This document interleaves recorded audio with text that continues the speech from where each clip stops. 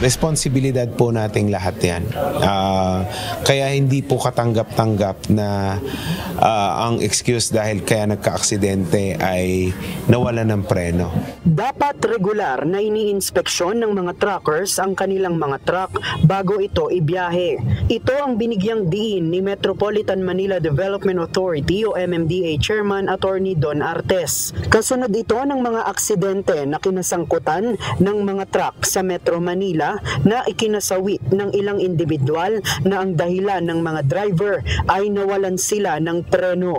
Ayon sa MMDA, kung regular ang mga maintenance ng kanilang mga truck, hindi papalya ang kanilang preno. Kaya hindi anya dapat na dahilan na nawalan ng preno kaya na aksidente. Isa pa sa dahilan ay ang overloading dahil baka nagkakarga ang mga truck ng mas mabigat sa kanilang capacity. Dahil dito, ayon kay MMDA Traffic Discipline Office Head, Attorney Victor Nunez, papadalhan nila ng sulat ang mga samahan ng truckers upang pulungin sa Huwebes, December 12. Tatalakayin anya sa mga trucker ang road safety upang maiwasan ang mga aksidente sa kalsada. We really have to talk with the truckers, operators, yung mga trucking operators na make sure na roadworthy yung mga sasakyan nila, hindi sila nag-violate ng capacity, gross capacity weight kasi marami rin nagsasabi na overloaded yung mga sasakyan kaya hindi kumakagat kagad ang prenos.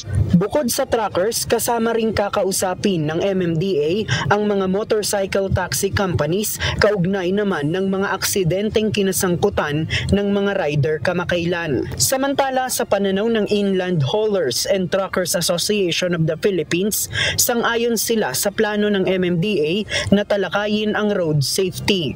Mas matitiyak nila na nasa tamang kondisyon ang mga truck na ginagamit sa paghahakot ng mga produkto. Ayon sa presidente ng grupo na si Ted Herbacio, dapat talakayin din sa pagpupulong ang umano'y korupsyon o lagayan sa mga timbangan ng truck. Nagkakaroon anya ng lagayan kung saan para makalabas ang truck sa mga pinagkukunan ng produkto ay nagbabayad sila ng mga nagtitimbang. Dahil dito, nakakalabas ang mga truck kahit lagpas na sa kapasidad ang kanilang mga karga. Matindi ang korupsyon ngayon na nangyayari lagayan sa mga weighing stations na ino-operate ng DPWH.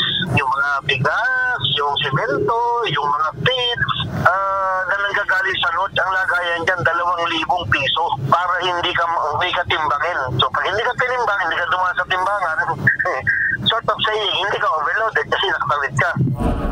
Naniniwala ang asosasyon ng truckers na delikado ang overloading dahil nagdudulot talaga ito ng pagpalya ng preno na nagiging dahilan ng mga aksidente sa kalsada. Alam mo yung pagka-sobrang bigat, nagpreno ka na, nakapreno ka na, pero dahil niya mabigat, yung gulong gumugulong pa rin dahil hindi niya makontrol. Noon lamang nagdaang linggo, 2 trahedya sa Quezon City at sa Parañaque City ang nangyari na kinasangkutan ng mga truck. JP Nunez, UNTV, News and Rescue. Diyos ang aming sandigan, serbisyo publiko ang aming pinahahalagahan.